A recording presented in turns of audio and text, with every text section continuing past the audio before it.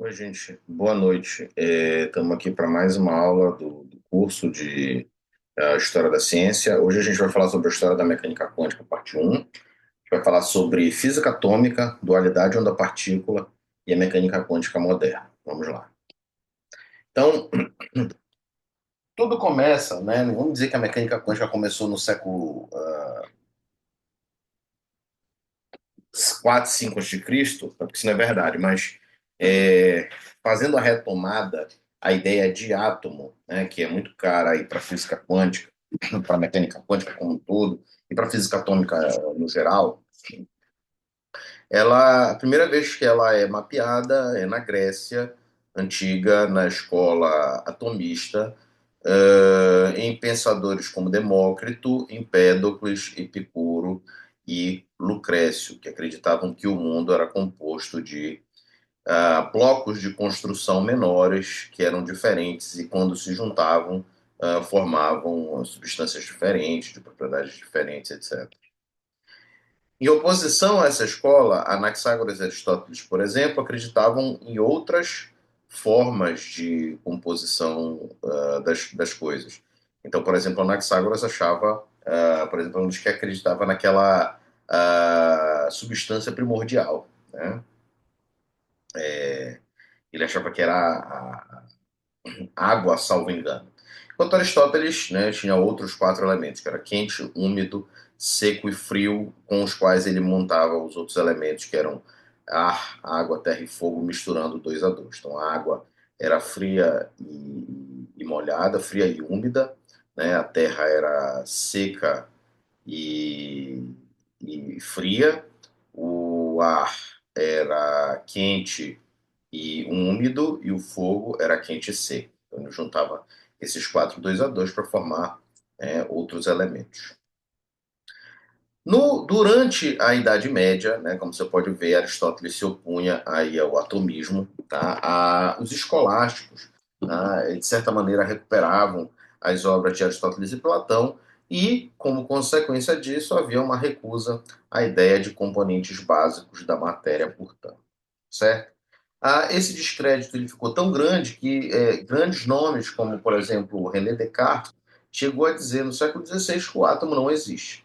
E essa confiança só seria recobrada posteriormente com a teoria cinética dos gases no século XIX. Tá?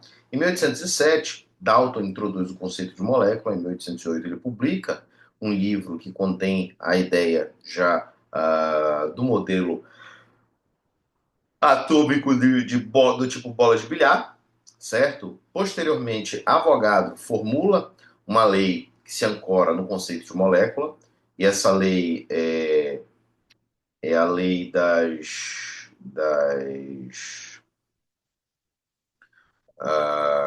não tem o um nome, estou confundindo aqui com outros autores que trouxeram outras leis, né?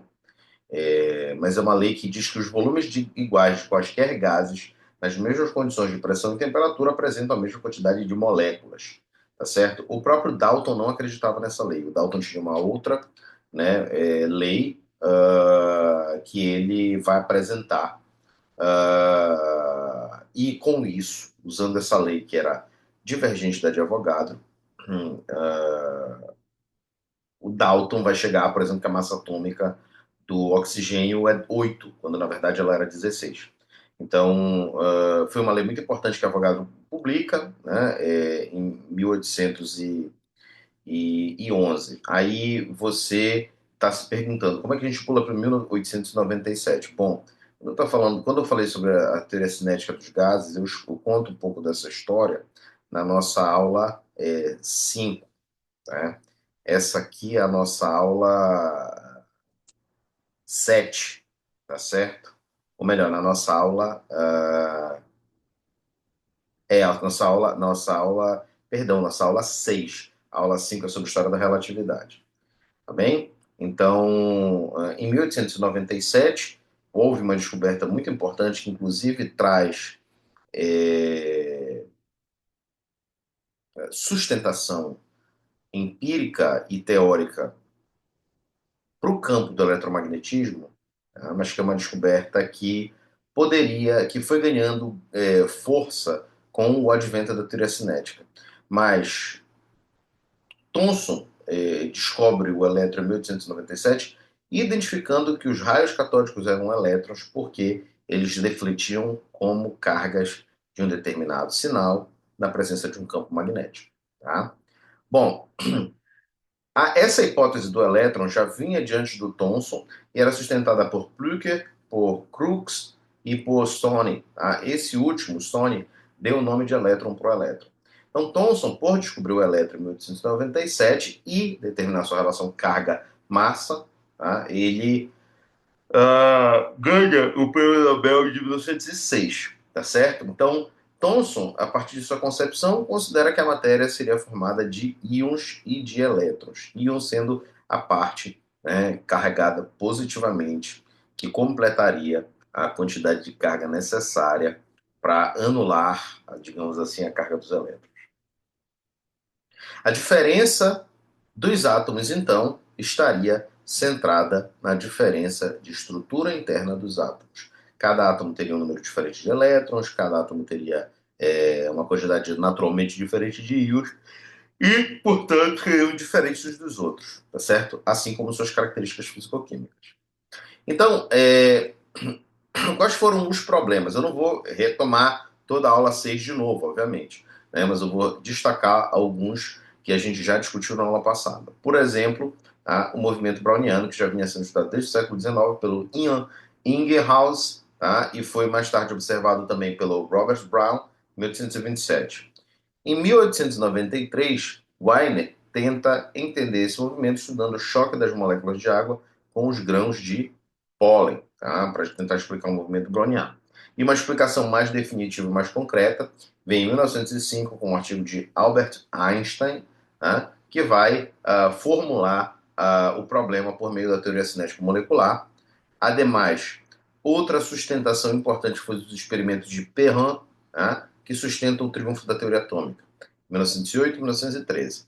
Na publicação de 1913, Perrin vai falar categoricamente que a teoria atômica triunfou.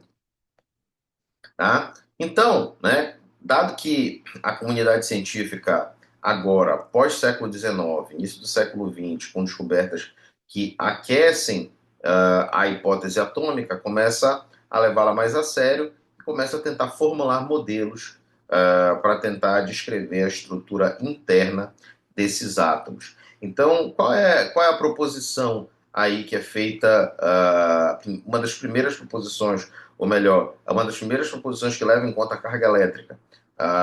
Thomson, que vai fazer a analogia do pudim de passas, em 1904. Nesse caso, o modelo não teria núcleo, ele seria que nem para nós paraenses um pudim de tapioca. Tá? A carga elétrica positiva estaria distribuída, como é que posso dizer, uniformemente pelo átomo e estariam incrustadas nesses íons, nessa massa iônica, os elétrons, certo? Tem um problema muito interessante do Halliday, né, que calcule o campo e tal, porque é como se você pode calcular o campo elétrico associado a esses átomos, né, e, claro, determinar a força elétrica entre os íons e os elétrons.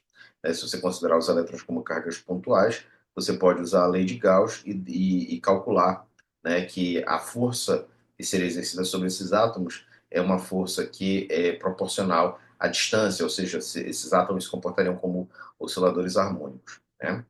Nagaoka apresenta o modelo planetário do tipo anel de Saturno antes de Rutherford, tá, em 1904. Então, Nagaoka, de certa maneira, por mais que erre as dimensões do núcleo, ele já propõe uma separação tal qual como se o átomo fosse um planeta. Rutherford, em 1910, vai propor a existência do núcleo atômico. Tá? E ele propôs a existência do núcleo atômico baseado no experimento de Hans Geiger, de Ernst Marsden e dele próprio, que estava orientando esses dois que eram alunos de doutorado. Então, esse experimento utilizava partículas alfa, a radioatividade já era algo disponível a essa altura do campeonato, tá certo? Ele usava partículas alfa para bombardear chapas de ouro. A razão para isso é que o núcleo, tecnicamente, seria, né, ou melhor, os íons, na hipótese inicial de Rutherford, os íons, eles seriam positivos, a gente conseguiria observar deflexões por conta da repulsão eletromagnética entre a partícula alfa, que é carregada positivamente, e o núcleo. Então, com isso, era possível elaborar um modelo de seção de choque de espalhamento que nos iria descrever indiretamente como esse átomo estaria estruturado internamente. Tá? Então, ele elabora aquele modelo planetário, tá? Cuja ordem de grandeza ali é de 1 para 60, né, vezes de tamanho, alguma coisa dessa natureza, na proporção de que se você tem um campo de futebol, a arquibancada é a eletrosfera e o ponto onde está centrada ali a bola, eu não sei se não me lembro se é 60, eu nem sei de onde eu estou tirando essa informação, tá? Mas na minha cabeça ela existe, tá? Mas eu quero que você se apegue a essa última informação que eu vou dar, que essa eu tenho certeza que é verdadeira, como estou inventando, tá? É que se for um estádio de futebol, a beirada ali, o Maracanã, né, a beirada do estádio seria o eletrosfera. E o ponto de partida inicial da bola, aquela bolinha lá, seria o núcleo, tá certo? Então a maior parte do átomo seria vazio. Então, ele tinha como dificuldade a explicação da estabilidade. Por quê, gente? Por conta da fórmula de Larmor, tá certo? A fórmula de Larmor, ela era uma fórmula validada no contexto da eletrodinâmica clássica. Ela diz basicamente que carga acelerada produz radiação. Então, se você tem elétrons circulando um núcleo, por mais que esse movimento seja postulado ser circular uniforme, o movimento circular uniforme dá um movimento acelerado, porque a velocidade do elétron muda de direção, se a velocidade está mudando de direção, ela está mudando, e a aceleração é toda mudança de velocidade. Portanto, entraria como uma aceleração e esses elétrons iriam espiralar em direção ao núcleo. Como é que foi, então, esse experimento? Tá? Bom, a hipótese inicial que eles estavam era que, a partir do modelo de Thomson, tá, a gente poderia conseguir descrever empiricamente a estrutura interna desse átomo e, portanto, a seção de choque iria prever, né, o modelo de seção de choque para pequenas deflexões, tá, mostraria no cintilograma, né, cintilograma, vou já chegar lá para vocês, né, no anteparo que cintilografo, que ficava com as partículas cintilantes, achei a palavra, tá? Seriam observados pequenos desvios dessas partículas. Então, as partículas sairiam ali do forno, passariam, colidiriam com a chapa de ouro e, portanto, iriam sofrer deflexões pequenas. O alvo teria, né, digamos assim, uma sombra pequena da região onde as partículas incidem, certo? Só que, nesse experimento, as deflexões divergiam em muito das previsões do Thomson. Eles usaram basicamente uma fonte radioativa de partículas alfa, uma blindagem de chumbo, uma folha de ouro na qual incidiam as partículas alfa, um cintilômetro, pronto, era a palavra que eu estava procurando, que indicava a incidência das partículas, e um microscópio que acompanhava o cintilômetro. Eles usaram o modelo da seção de choque de espalhamento, que é basicamente o seguinte: você vai computar, né, a área que essas partículas podem atingir. Ai, perdão, estou com muito sono hoje. Podem atingir, tá, o anteparo, né? Então, havia duas cargas positivas nesse modelo, uma carga positiva da partícula alfa, tá? Que são, vamos lá, para eu não dar bizu errado para vocês aqui, eu vou procurar na internet, que eu acho que são dois equivalentes de dois átomos de hidrogênio. Ó, carga da partícula alfa.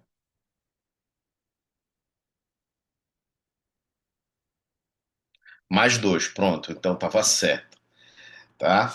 Então são mais dois tá? Que é como se fossem dois prótons, né?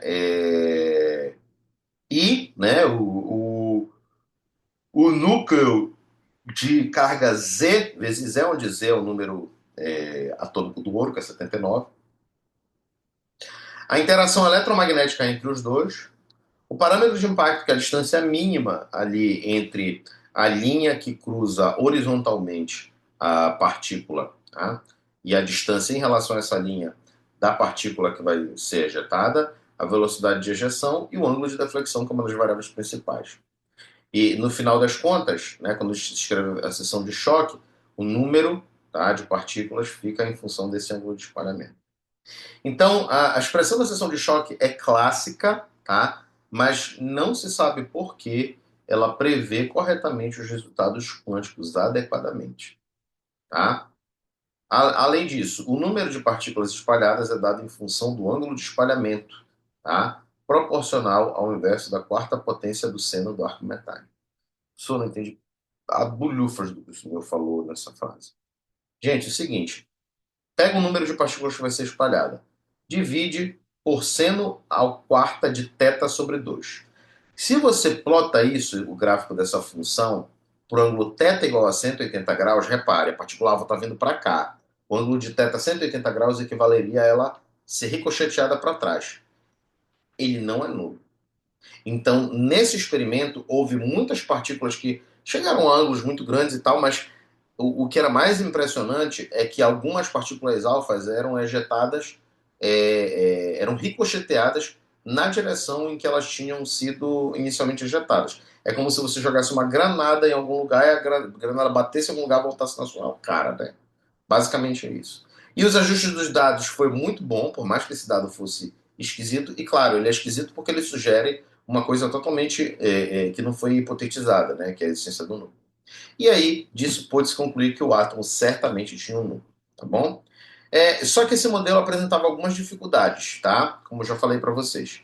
Nas estimativas mais otimistas pelo teorema de Larmor, haveria a emissão de radiação e diminuição da energia total do sistema, tanto cinética quanto potencial, e os elétrons iriam espiralar em direção ao núcleo, tá? O átomo não seria estável, pois ele estaria cheio de partículas positivas a pequenas distâncias. Lembra, interação eletromagnética decresce com o inverso do quadrado da distância. Tá? Quanto maior a distância, menor. Quanto menor a distância, muito maior a força eletromagnética. Então, esse átomo, o núcleo, nem o átomo como um todo seriam estáveis, tá certo? E os estudos espectroscópicos já indicavam que a emissão poderia ser quantizada e não contínua. E, naturalmente, essa emissão aí prevista era também contínua. Então, mais uma outra questão. Por isso que nós chegamos agora na espectroscopia. No final aqui, a gente vai fazer esse parêntese para a espectroscopia e a gente vai usar os resultados espectroscópicos que já haviam sido descobertos para fundamentar por que o Bohr consegue chegar, né, na descrição exata do átomo de hidrogênio antes mesmo do avanço, digamos assim, da mecânica quântica, e ele consegue fazer isso de maneira semiclássica. Tá certo? O que é espectroscopia? Espectroscopia, gente, é um campo de estudo que analisa o espectro de frequências emitido por determinada substância. Tá? Então, cada substância tem um espectro característico, o que é mais visível no estado gasoso. É por isso que você consegue dizer qual é o material, de que material é composto uma estrela, porque você recebe a luz dessa estrela e consegue fazer uma análise espectroscópica dessa radiação e saber o que tem lá. Tá? Então, cada elemento emite um determinado conjunto de frequências, certo?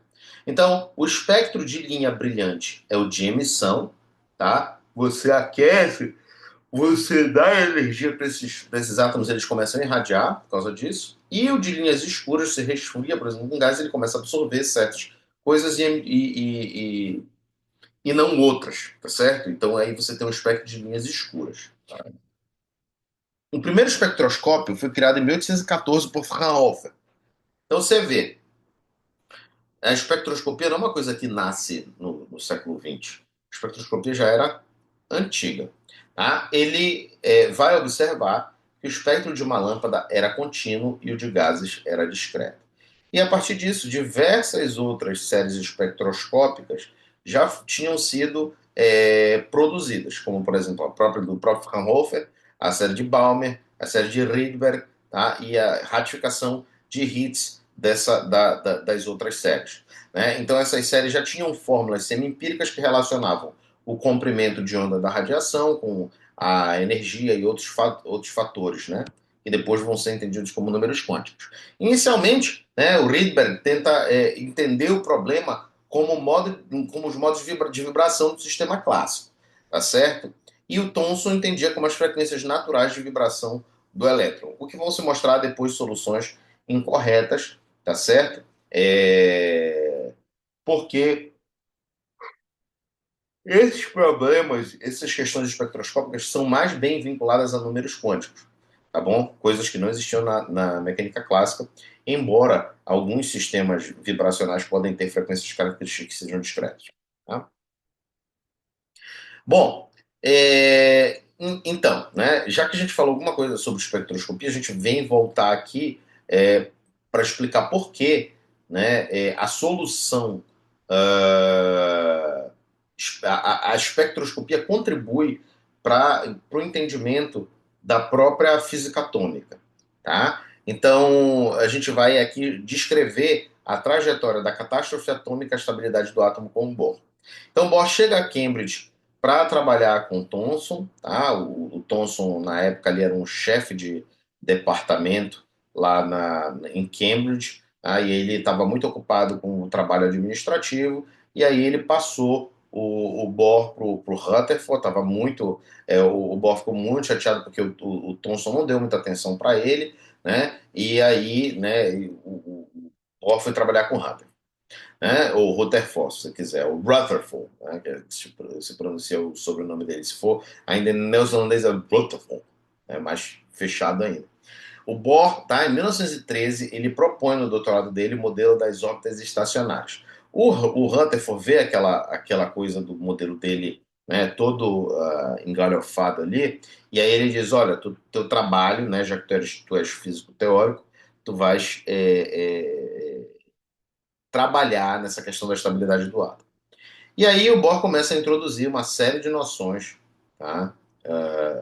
Que tornam o seu modelo semiclássico, ou seja, elas são noções fora da física clássica, fora da mecânica clássica, fora do eletromagnetismo clássico, tá? E fora da termodinâmica clássica, etc. Tá? E algumas coisas são novas. Primeiro é a noção de salto quântico. Na física clássica isso não existe, tá, gente? Uma trajetória está sempre bem definida e ela passou por um determinado lugar. Ela não sai de um canto e aparece no outro. Tá? Ele recorreu também ao recente trabalho do Planck, né? Na época tinha de 1900, né? Entre 1900 e 1913, sobretudo para aquela época era muito recente, né? Que ele quantiza as emissões, quantizando a energia dos osciladores, tá certo? Ele discretiza a energia do átomo, então reitero, ele não quantiza a radiação. A gente vai chegar daqui a pouco, vai falar um pouquinho sobre, quando falar de dualidade onda-partícula, do efeito fotoelétrico. A noção que o Einstein adota é diferente da noção planckiana. A noção einsteiniana é uma noção que quantiza a energia da radiação. E é o átomo que o Einstein que propõe o conceito de quanta de energia, que mais tarde, pelo Lewis, vai ser apelidado de fóton. Tá certo?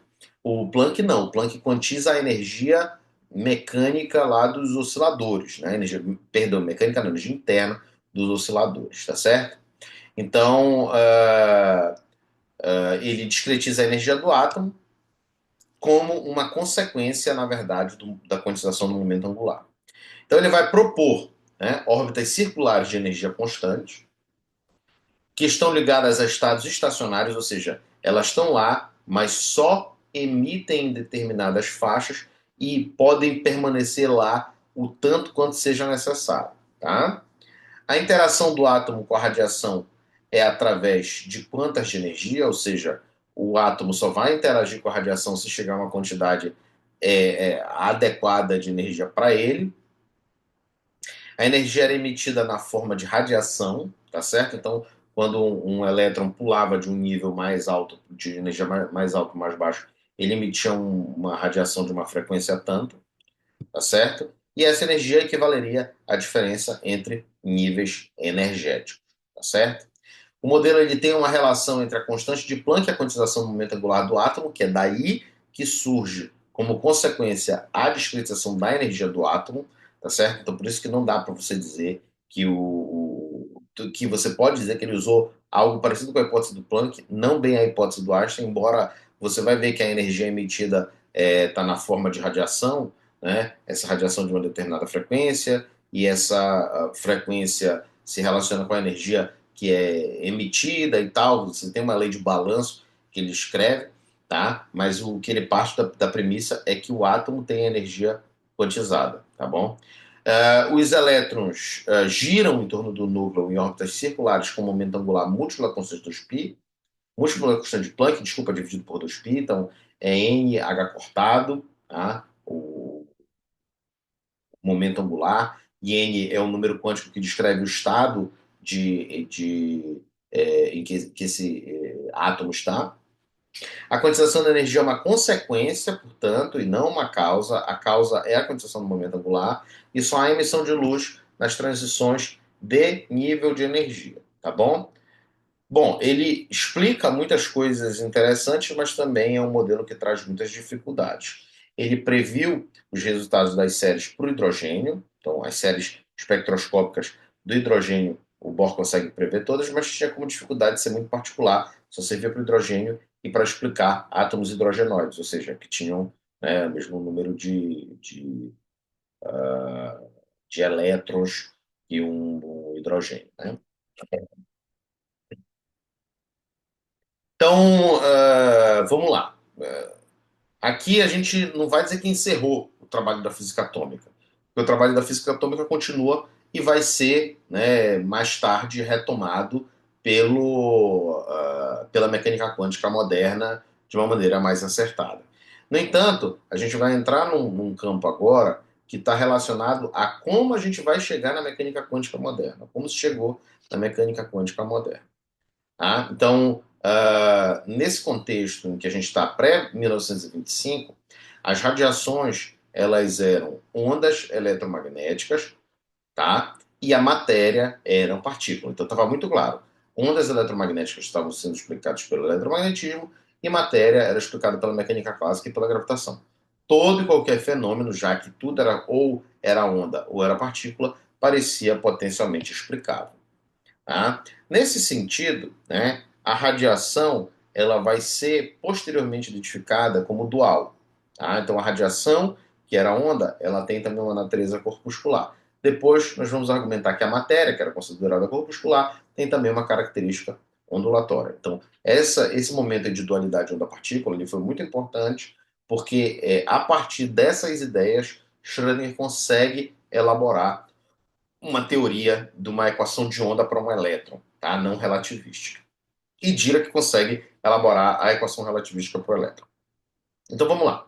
Em 1884 já existia a lei de Stefan, tá? Que foi reiterada pelo Ludwig Boltzmann, tá certo? O que dizia essa lei? Dizia que o poder emissor de um corpo é proporcional à quarta potência da temperatura. Tá certo, gente? Isso está relacionado com o problema do corpo negro, tá certo? Então, o que acontece? Lá, na segunda metade do século XX, tá? Desculpa, do século XIX, a Alemanha ela tem um salto econômico, né, enorme. Né? Embora, quando a gente está falando, a gente está falando da região onde está a Alemanha. Ocorre ainda no século XX, né, a reintegração das Alemanhas. Então, eu estou falando de Alemanha no sentido amplo, no sentido geral. Estou falando aqui da República Federativa Alemã. Não estou falando da RFA, tá? Eu estou falando aqui da região onde está ali. Aí tava a Prússia, a Áustria, né, vários vários povos ligados, né, Império Austro-Húngaro, etc. Né, então, essa coisa toda aí que tem uma história à parte que eu não vou discutir aqui, tá certo? Então, quando a gente fala Alemanha, está falando no sentido geral aí de século XIX. Na metade do século XIX, ela apresenta um salto econômico muito grande, e isso, em parte, por conta do seu avanço científico-tecnológico, que permite uma industrialização muito relevante, sobretudo no contexto europeu. E num dos campos que a Alemanha se destacava era a siderurgia, e na siderurgia, para você tem que ter controle de altas fornalhas que tomam uma altíssima temperatura, que não, assim, que não permitem o uso de termômetros comuns, como esses termômetros de vidro que a gente utiliza em casa. Então, a Alemanha estava, assim, precisava resolver um determinado problema, que era o problema de descobrir como era possível identificar pela radiação emitida por um corpo aquecido a que temperatura ele está. A lei de Stefan Boltzmann é uma das coisas que dá essa relação entre o poder emissor e a temperatura do corpo. O Wien, tá, em 1893, reparem, gente, a lei do deslocamento de Wien, ela é antes de Planck, tá? Aqui. A lei de Rayleigh-Jeans, tá? Ela vem depois. Tem uma que serve para antes e a outra aparece depois, tá certo? Então, ela vem em 1993. O aumento de temperatura desloca o comprimento de onda correspondente ao brilho máximo. É isso que diz a lei de Wien. Que quando você aumenta a temperatura, o pico da radiação, o pico do comprimento de onda da radiação, ele vai ser deslocado, tá? De forma que o produto entre essas duas grandezas seja uma constante. Tá certo? Essa lei explicava bem altas frequências e baixos comprimentos, ou baixos comprimentos de onda, mas não explicava as baixas frequências e os altos comprimentos de onda. E aí alguns livros vão dizer, olha, inclusive eu nem coloco aqui, se vocês quiserem saber, mas alguns livros colocam que tinha também a lei de Rayleigh-Jeans, tá? Que era uma lei, tá? Que veio depois, segundo artigo do próprio professor Bassalo, né? Mas ela é colocada pelos livros como se tivesse vindo antes, como se houvesse uma trajetória linear, né, a ser alcançada pela ciência, que é um erro histórico chamado de wiggismo, certo? Vamos lá. Então tá. Essa lei de Wien, ela não explicava bem os resultados. Planck, em 1900, ele apresenta uma descrição exata do problema da radiação do corpo negro, tá certo? Em 1900, mas o Planck não entendeu o resultado que ele propôs, tá? Por quê?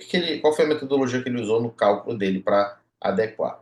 Ele usou algumas manipulações algébricas para encontrar o resultado exato. Então, ao invés de escrever uma integral, no meio do caminho ele trocou a integral por uma soma, né, porque os resultados não chegavam nos resultados experimentais. O modelo clássico não chegava.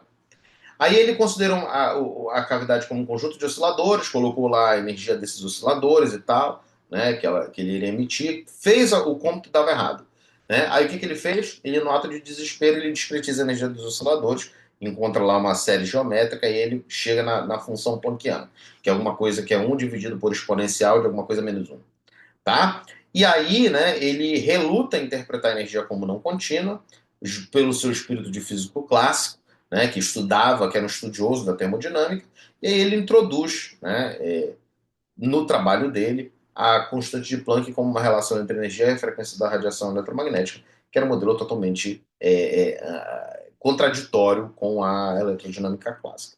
Posteriormente, Rayleigh-Jeans trazem, né, uma lei que explica como é que eu posso dizer, a contrapartida é não explicada pela lei de Stefan Boltzmann, desculpa, pela lei de Wien, mas que não explica, né, o que a lei de Wien explica. Então, Planck consegue, esse trabalho do Planck, né, você consegue olhar para trás, fazer uma retomada histórica e ver que ele já chega na solução que costura as duas, tá certo? E os livros didáticos costumam dizer que, na verdade, essas duas leis já existiam e que, né, por isso, né, o Planck conseguiu unificá-las, como se fosse a física fosse uma grande coletividade em que todos vivemos de forma harmônica, mas nem sempre funciona assim. Né? Às vezes acontecem algumas rupturas e a gente só consegue entender essas coisas numa reconstrução racional. Tá certo? Então, Einstein vai propor em 1905, tá? Uma coisa que muitas pessoas dizem que é a mesma hipótese de Planck, mas não é, porque a hipótese de Planck é diferente. A hipótese de Planck ela considera a energia dos osciladores discretizada. O Einstein por meio do efeito fotoelétrico, propor a quantização da radiação. Então, o Hertz, em 1887, já tinha verificado o efeito fotoelétrico, mas não o soube explicar, tampouco o denominou de efeito fotoelétrico. Tá? o Einstein, tentando resolver esse problema, estende a hipótese de Planck ao comportamento da luz. Exatamente isso aqui que está descrito. Tá? Ele não usa a hipótese de Planck, porque a hipótese de Planck é diferente. Ele diz que a hipótese de Planck pode ser usada para estudar o comportamento da luz, ou seja, a energia da radiação é quantizada. Então, ao invés de a gente ter uma onda, a gente tem um pacote de quanta de energia. Tá? A ideia não foi aceita no início, mas no final das contas lhe rendeu o Prêmio Nobel em 1921. E Einstein faz isso para tentar estudar o efeito fotoelétrico. Tá? Era um efeito em que elétrons eram ejetados de superfícies metálicas quando havia incidência da luz. A previsão da teoria eletromagnética clássica é que, se esse efeito pudesse acontecer, tá, ele iria ser maior quanto maior a intensidade da radiação.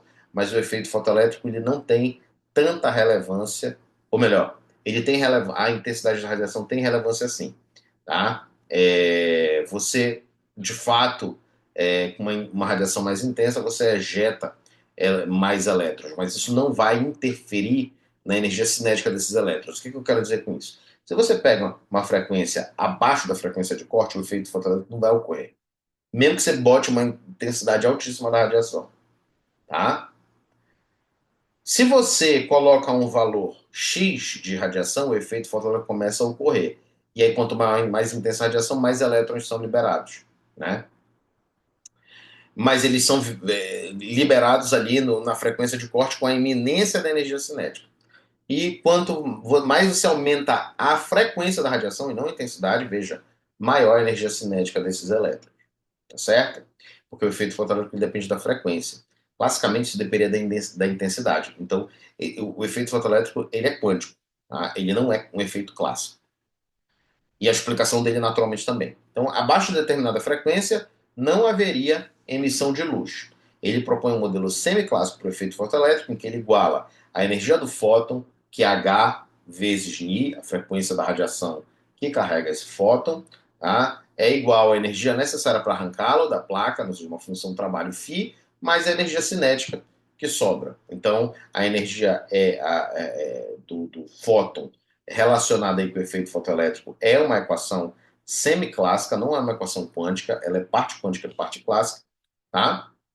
E o Einstein, né, chega aí na conclusão, no modelo correto. A corroboração experimental do modelo veio posteriormente, em mais de 10 anos depois, com Millikan, tá? E essa corroboração experimental ajudou ao Einstein a alcançar o Nobel de Física e mais tarde com o Compton, tá certo? O trabalho do Einstein também foi relevante para o estudo do laser, tá certo? O estudo do laser, ou laser light amplification by simulated emission of radiation, ou seja, amplificação de luz por emissão de radiação. Como é que é? Amplificação de luz por emissão de radiação estimulada. Né? Então, o Einstein ele propõe a emissão estimulada por fótons em 1917, e isso vai ser a base do efeito laser do Raman, tá? E ele propicia o estudo da interação entre a radiação e a matéria por conta disso. Tá? Então, já se sabia à época, tá, que os sistemas atômicos absorvem a energia dos fótons para levar ao seu estado de energia, tá certo? Isso aqui, gente, ó, 1917 já, tá? Não confundam com 1905. Os sistemas atômicos absorvem a energia dos fótons para levar ao seu estado de energia. Os sistemas atômicos decaem para estados mais fundamentais de energia e emitem um fóton. E aí o que não se sabia é que os sistemas atômicos podem ser estimulados a produzir outro fóton através do estímulo de decaimento para um nível de energia menor. Tá certo? Então eles são estimulados a cair e emitem mais um fóton. E aí, né, em 1924, Einstein se posiciona afirmando que a luz deve ser dual. Falamos que a luz é dual e traçamos um pouco do caminho que foi trilhado até chegar lá. E quanto à matéria? Bom, a matéria ser dual é uma tese do Louis de Broglie, tá certo? Que muda de área, tá, durante a Primeira Guerra Mundial, quando ele trabalhou com rádio. Ele era historiador, estava fazendo uma graduação em História, o de Broglie, e ele começou a trabalhar com rádio, se encantou pela física, mudou de área. Né? Esse foi um período marcado pela interrupção no fluxo de discussões científicas. De Broglie cerca de 10 anos depois, né, vai defender sua tese de doutorado, em 1924. Era uma pesquisa sobre a teoria dos quanta, em que ele vai, né, usar como argumento que se a luz tem um comportamento ondulatório corpuscular, o elétron também teria que tê-lo, né, porque o elétron seria uma partícula, classicamente considerado, mas então ele teria um comportamento ondulatório para, né, que a gente tivesse uma espécie de, né, relação mais compreensível da natureza. Então, radiação é corpuscular, o corpúsculo também deve ter onda. Deve ser onda também. Então, olha que interessante. Ele vai fazer um estudo do elétron a partir de uma perspectiva corpuscular ondulatória e ele vai introduzir a relação de que o momento tem o comprimento de onda associado. Tudo bem que a radiação, ela sim carrega momentum consigo, tá? Mas e se esse elétron que tem um momentum, ele tiver um comprimento de onda associado a ele? E aí ele faz uma formulação relativística do elétron, que se propaga como onda, o que desperta o interesse de Einstein. Tá? Bom, só para falar para vocês, a tese do de Broglie teve confirmação experimental cerca de 3 a 10 anos depois, 3 anos depois, né, e o prêmio Nobel, por conta disso, para as pessoas que provaram essa tese experimentalmente, foi atribuído em 1937, tá? Que foram Davidson e Germer e o G.P. Thomson. G.P. Thomson não é o J.J. Thomson, é o filho dele. Então, o pai, em 1897, diz que o elétron é uma partícula, o filho, 30 anos depois, diz que o elétron é onda, eles que se acertassem na casa deles, porque o pai e o filho estavam brigando lá, um dizendo que era partícula, o outro estava dizendo que era onda. No final, acho que os dois estavam certos, né? E os dois ganharam o prêmio Nobel por duas coisas totalmente antagônicas. Esse, para mim, é um caso muito interessante das fofocas da ciência. Tá certo? Então, avançando em seu estudo, o de Broglie supõe, né, uma ontologia do caráter ondulatório da matéria. Ele propõe ondas de matéria. E aí essas ondas de matéria são usadas para explicar o comportamento ondulatório das partículas. Ele publica um artigo na Philosophical Magazine em 1924 e, no final das contas, o seu artigo é muito criticado, porque ele recebe diversas críticas, como, por exemplo, se as ondas podem ser percebidas pelos sentidos, não tem porque a gente ter uma onda de matéria, porque toda onda seria material, então. Tá? Só que de Broglie rebate isso dizendo que era um novo tipo de onda, que não era nem mecânica, pois que ela se propagava no vácuo, e não era eletromagnética, pois existem corpos sem carga elétrica que produzem essas ondas, né, de matéria. Né? Então, era uma crítica que o de Broglie, da qual o de Broglie não conseguia se defender. Uma outra dificuldade foi explicar como seria a detecção dessas ondas. Tá? O de Broglie falou que elas eram pequenas demais e por isso não dava para ser detectadas. Foi uma hipótese ad hoc, né? Até como é que tu vai detectar isso? Só que os experimentos com difração de raio-x mostravam outras coisas. Os intervalos entre os átomos dos cristais eram da ordem do comprimento de onda dos raios-x, 10 elevado a menos 8 centímetros. Então, sim, elas teriam detectabilidade, porque o elétron teria um comprimento de ordem 10 vezes maior, na ordem de 10 a menos 7 centímetros. Então, haveria aqui, né, a possibilidade de detecção experimental. O de Broglie não conseguiu se defender disso e, né, começa a elucubrar. Ele propõe a ideia da onda piloto. Né, um objeto surfaria na onda piloto, mas aí depois começam a surgir outras questões. De onde surge? A onda vai ser gerada pela partícula, ou o contrário? A onda seria a própria partícula, ou um pacote ou grupo de ondas? Tá? E de Broglie é duramente criticado na Conferência de Solvay de 1927 por sua interpretação ondulatória. Tá? Nesse mesmo congresso ocorrem as apresentações de Heisenberg e Schrödinger, e as ideias de Broglie seriam recuperadas posteriormente por David Bohm, que vai tentar fazer uma abordagem das variáveis ocultas da mecânica quântica. Certo? Em 1924, a gente começa a entrar aqui na parte mais moderna da mecânica quântica. Tá? Schrödinger se interessou pelo trabalho de de Broglie e ele introduz uma relação entre ótica e mecânica tal qual o faz Hamilton, tá? Quando vai apresentar a mecânica hamiltoniana. Tá? A primeira equação que ele encontra nessa tentativa, porque ele tenta fazer uma descrição relativística da coisa, era a equação de Klein-Gordon. Os resultados não batiam com o que se sabia sobre o elétron, e é óbvio, a equação de Klein-Gordon é a equação relativística para bósons, e o elétron é um férmion, portanto, os resultados nunca iriam bater. Schrödinger jogou fora essa equação, né? E justamente porque teve dificuldade para interpretá-la. E ele tentou uma outra coisa. Ele participa de um ciclo de seminários, né, em que ele apresenta a tese de Broglie e diz assim, ó, ele tenta, né, escrever uma equação de onda não relativística para um elétron com massa, que posteriormente vai ser conhecida como a equação de Schrödinger.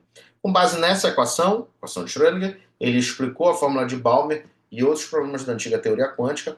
Ele obtém resultados similares ao que o Heisenberg tinha desenvolvido com a mecânica matricial.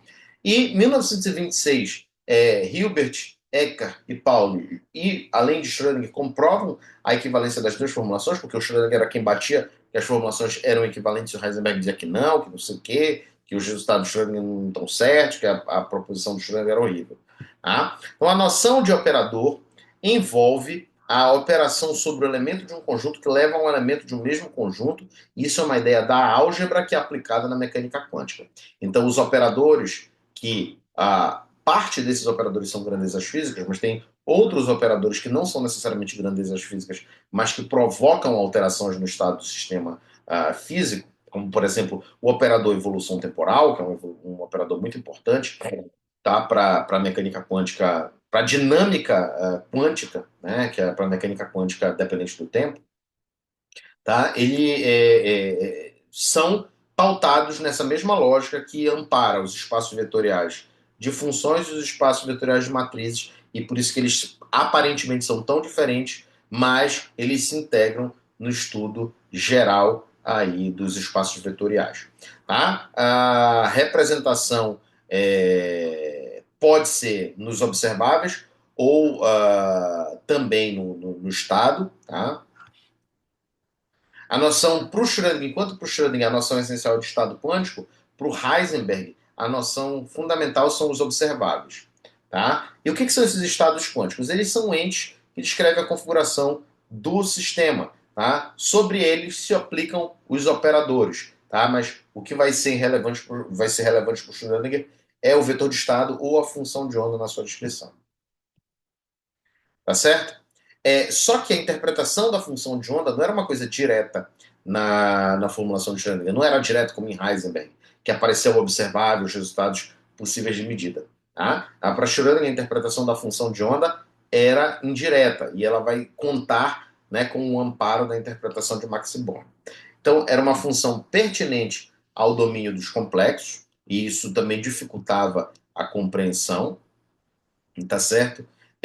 Nesse sentido, o Schrödinger é convidado por Bohr para palestrar em Copenhague e explicar os resultados. Tá? Os debates não foram fáceis, tá? Porque, embora a tese da complementaridade de Bohr envolvia a dualidade, como propriedades complementares de objeto quântico, ou seja, ou é elétron ou é onda ou é partícula, o Schrödinger tinha uma interpretação mais ondulatória da coisa, tá certo? E nesse sentido, a interpretação probabilística que vai ser utilizada em Schrödinger, tá, é uma que se pauta pela incerteza e indefinição intrínsecas ao mundo quântico, que era, de certa maneira, um pouco diferente do que o Schrödinger e o próprio Einstein esperavam. Tá? Então, para Bohr, certas horas o objeto quântico seria onda e outras horas seria partícula, mas nunca as duas ao mesmo tempo. E já se conheceu o princípio da incerteza e a interpretação probabilística de Bohr. Essa interpretação foi inspirada, teve inspiração de Max Born pelos experimentos de espalhamento, e ele afirmava que o módulo quadrado da função de onda, que é um valor real, representava a densidade de probabilidade de encontrar a partícula em uma pequena região do espaço.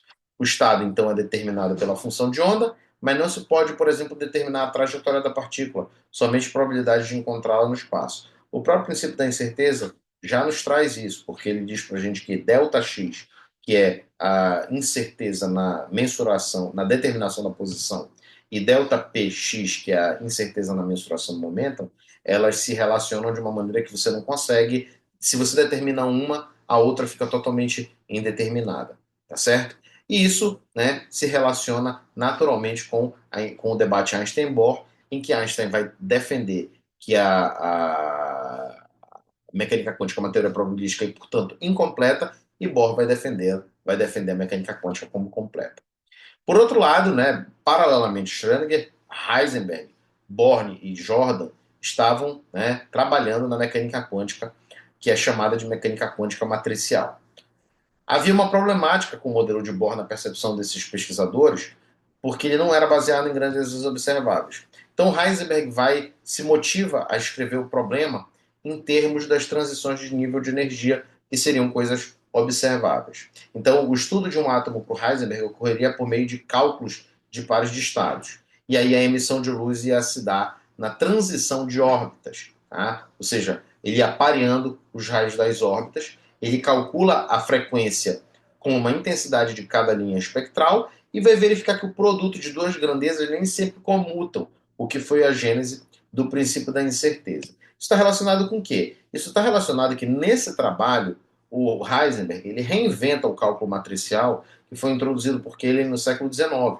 E aí, na verdade, é o Jordan e o Born que vão identificar isso como sendo cálculo matricial. Tá?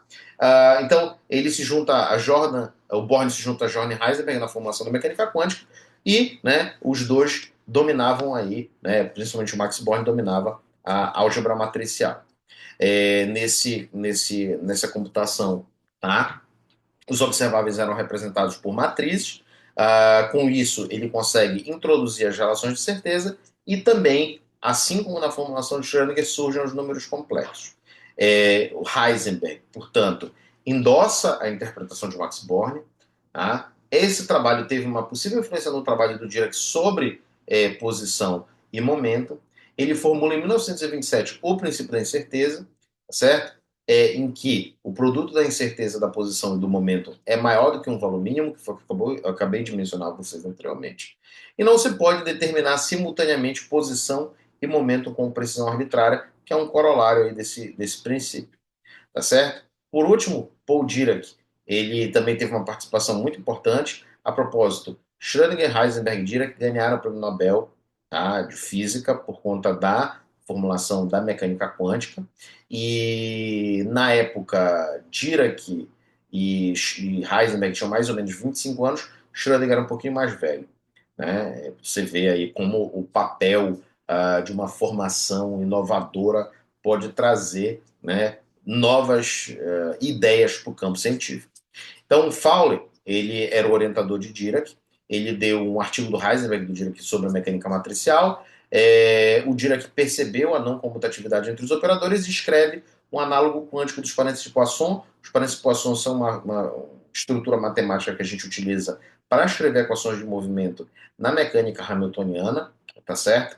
Ele propõe uma formulação matemática também da teoria, e eu diria que é responsável, né, é atribuída a ele, sobretudo lá se você for ver aquele livro do Sakurai, né, a formulação dos braquetes, tá? Que a gente muito utiliza na teoria quântica.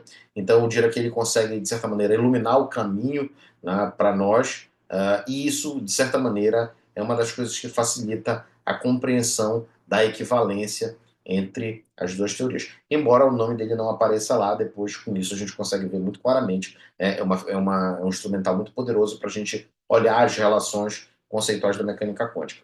Ele formula em 1927 a teoria quântica de campos, tá certo? Com base na formulação de Pauli de 1927, que inclui o spin na equação de Schrödinger, tá certo? Então, o spin na equação de Schrödinger, ele é colocado à mão, tá certo? Para Dirac, ele surge como uma consequência natural, tá? Ele já havia sido proposto anteriormente em 1925 e ele satisfaz, para o caso do elétron, que tem spin meio, o princípio da exclusão de Pauli. Quando você tem um férmio, ele não ocupa, dois férmions não podem ocupar o mesmo estado quântico. Então, isso impõe uma antissimetria na função de onda em relação à troca de coordenada entre elétrons, tá certo? Então, se um tem spin meio, o outro tem menos meio, não dá para você intercambiar esses elétrons porque eles não são idênticos, eles são diferentes, tá certo? E aí, né, surge o número quântico de spin e uma equação relativística para o elétron que traz isso, né, como consequência. Isso não consegue aparecer na equação de Schrödinger, quando a gente coloca a formulação à mão, tá, por conta disso, mas Dirac já traz uma formulação que inclui naturalmente o spin. E aí ele escreve uma equação da mecânica quântica relativística em 1930. Essa equação é muito importante porque ela explica a existência do spin como estrutura relativística, tá? Ela antevê a existência do pósitron, porque ela vê um elétron de carga positiva e energia, né, contrária do elétron. Ela explica a estrutura fina do hidrogênio e permite a formulação da estatística de Fermi-Dirac de forma independente. Tá certo, gente? Na aula que vem a gente continua falando um pouco mais, né, sobre esses desenvolvimentos posteriores da mecânica quântica. Um forte abraço, tudo de bom para vocês.